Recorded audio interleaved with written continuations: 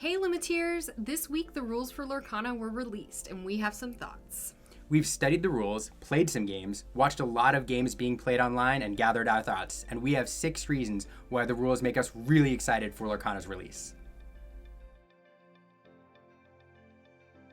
So after watching several games of Lorcana, one of the things we're most excited about is the multiplayer element of the game. Yeah, I have to say, this game really shines in multiplayer. It gives you so many more decisions to make, introduces some politics, and the gameplay is so much more dynamic.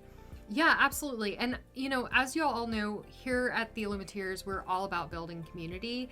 And having this multiplayer element is really going to allow families and friend groups to come together and enjoy an amazing game. Yeah, and here's what makes it great, is the rules don't change when you play multiplayer. So if I'm playing a game with Aaron, of Lorcana, and a friend comes over, they can pick up a Lorcana deck, sit down at the table, and join the game and play 3 players, or play 4 players, or play 5 players, or play 6 players with the rule set that they know. And it's great. Yeah, absolutely. And it also, from an education perspective, makes it a lot of fun. Having the opportunity for multiple people to learn the game together simultaneously, I think is going to allow this game to spread and really just be embraced by a larger community. Totally agree. One of the cool things about the Lorcana rules is this ability to kind of sandbox the game a little bit and fans be able to create their own versions and formats of Lorcana utilizing the base rules and cards. Yeah, and by this we mean, in a lot of card games there are different formats you can play, where you can tweak a few different rules to play basically different games with the cards that you already own. And this is a lot of fun and it expands, the game quite a bit. It's like taking a standard deck of cards. 52 cards. You can play a million games with 52 cards, but they're just the same cards. And there's a couple rules in Lorcana that allow this to happen. The first is the generic resource system. Because of that generic resource system, the Lorcana team had to put a rule in place which only allows for 2 color inks in a specific deck. But what if we broke that rule? What if we allowed 3? Now we're playing a different format where the decks look very different. Or what if we instituted a new restriction? For example, you could scrap the 2 color rule and instigate a rule where you had to use all characters and cards from a single franchise or movie. And now you could play a Winnie the Pooh deck versus a Peter Pan deck. Yeah, and the multiplayer element of this is big too. Imagine playing 2v2, where teams are competing for a certain amount of lore, or 3v3, or 2v2v2. You could play like a big Hero 6 format where like you have the villain and each person is like one of the different characters on the team. Oh, there's so many ways you could play this game. That would be so awesome. One of the important things for Lorcana is accessibility, and the fact that the game designers limited this game to 2 phases is really important. For those who haven't read the rules, there are only 2 phases in your turn. The beginning phase, which is ready, set, draw, and then the main phase, where you can do any of your actions. Some players, beginning players, may choose to do like actions together. For example, I'm going to do all of my quests, and then I'm going to do all of my challenges, and then I'm going to play all of my actions, and then for some reason I'm going to play an Ink in the Inkwell last. Or you can do that for advanced players. You can do that in any order. So you could do a quest, a challenge, a quest. And this leads to some really strategic depth as advanced players learn how to develop their board and do actions in the proper order to get a more advanced or a better result. Yeah, absolutely. I definitely can speak to that. When I first started learning how to play Magic the Gathering, Liam had to remind me so many times about the order in which I had to do things. And that is a little bit of a barrier to entry. I mean, luckily I love and adore him, so I was super patient and I really wanted to learn how to play the game. But I know that a lot of my friends and family would just not have that patience. If a turn has more than maybe 3, 4 phases, I'm gonna lose them immediately. Having just 2 phases in Lorcana allows us to start really, really basic, get our feet wet, learn the game, learn the cards, learn the flavor, and then we can implement that strategy later and we can make the game more complex and scale it based on their abilities. Next, we need to talk about Lorcana's resource system. So in trading card games, oftentimes you have resources which allow you to play other cards. The more resources you have, the more powerful cards you can play, or the more cards you can play. So for that reason, early on in the game, usually you can play very small cards or a few cards, and then later on you can play a lot. And how games handle this progression from early game to late game is really important. In some games, the resources are randomized, and then there's others, like an online game Hearthstone, which just gives you automatically one resource each turn to scale both players equally. The problem, though, is how do you have a progressive resource system while also allowing for some strategy? And Lorcana has solved that with this ink system. Now, to be fair, it's not the first game to use this system, but the way it works, for those who don't know, is the preponderance of your cards in your deck you're allowed to turn into resources, one per turn. So you take it, you turn it face down, and now it's in ink, in your inkwell, that you can use to play other cards. And because you can play one per turn, it scales up the game gradually. But it also allows for some strategy. You have to pick which cards to get rid of to turn into resources. Or you may choose not to play any resources at all on a particular turn and save your cards. The other weird wrinkle is you have to show your opponent which card you're turning into a resource, and so you have to think about that as well. So for new players, all they need to think about is take one card a turn, turn it into a resource, and move on. For more advanced players, they can pick, do I want to turn a card into a resource, and which card do I want to turn into a resource? Which card do I want to have to show my opponent?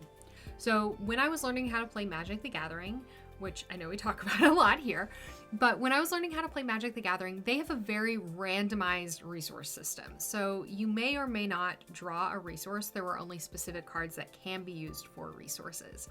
This oftentimes leads you to either be resource flooded or resource deprived. As a new player, this can be incredibly frustrating. Super frustrating. So with Lorcana and this new resource system, I'm so excited to learn or to teach new TCG players how to play this game because it just makes it that much more accessible. So we've talked before how we're passionate about Lorcana being approachable and family friendly. And the win condition of this game really allows for that, where you're collecting your own lore. You know, I've taught numerous people how to play Magic, or tried to teach numerous people how to play Magic. And there's a moment that always feels bad where you're teaching somebody how to play and you know the right play is to attack them to reduce their life point total. Because to win, you have to reduce their life to 0 or deal a certain amount of damage to the other player. And that feels bad, especially when you're teaching, you know, a kid to play or somebody who's new to the game. Yeah. You know, one of the other games that Ravensburger is really well known for is Villainous. And this game has a little bit of a similar vibe to it, where you can just hang out, play your own game if you want to do that, or you can be really competitive and engage with other players. You can sit there, you can do your own thing, you can build your own engine, or you can be competitive. And if you're teaching new people how to play or playing with a family, that is so much more fun, and it leads to many less feel-bads. So yeah, who wants to drain your mom's life total? I mean, that's just not fun. No. The last thing we want to talk about is the IP. And this does relate to the rules. I'm going to get there. You know, when the rules were released, we saw, I think, overwhelming positivity, right? Absolutely. But also a little bit of negativity. And I think just like pure excitement that they were actually here. Perhaps. Yeah, I know. Excitement followed by positivity and a little bit of negativity. But the negativity mostly said the same thing, and that is these rules are not original. We've seen this before. This is copies of other games. It's a Frankenstein TCG, quote unquote, that borrows from other card games, and therefore it's not original, it's not exciting, it's not new. And our response to that is, so what? If you could take all of the popular elements from different card games, put them together into a single game that's fun, I mean, these mechanics are popular for a reason, that is totally okay. And why wouldn't you? And why wouldn't you? And that's fine. Let's presume for a second that we all think that games are good, and that the more people that play games, the better, because they teach you to think, they give you access to communities, family game nights. Wouldn't you want a game that's fun, a game that's accessible, that's easy to play, with mechanics that are tried and tested, but with an IP on top that makes the game easy to access and that people will enter into willingly? There is a barrier to entry with a lot of really good card games, and that is the IP. It is very hard to get people to sit down and play with Slivers or Phyrexians or even Digimon when they have no passion for that property. So let's take all of the best mechanics from other games, slap an IP on it. One of the best IPs. One of the best IPs, if not the best IP. I have so many friends and family who are just not interested in picking up a TCG. Not because they aren't interested in gaming, but they look at the cards and they don't resonate with them. But they see Tigger, they see Aladdin, and immediately want to play and are not worried about what the rules are like. They are begging Liam and I to teach them how to play the game because they want to engage with characters that they know and love in a new way and also get to do it with friends and family. Let's take the best features of all other TCGs, put an IP on top of it that everybody loves, and introduce people who would never pick up a TCG to gaming and to card games in particular, and create a brand new community of people who were never in this world as well.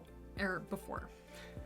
Yeah, you know, there's something I like to do that Aaron doesn't know about with a lot of different games, and that's called the father-in-law test. When I get a new game or a new card game or whatever, I ask myself, would my father-in-law play this game? And that's how I judge how accessible it is to families and people who don't normally like board games. And I have to say that this Lorcana rule set passes the father-in-law test. I think I can get him and most people to play Lorcana with the rules as they exist.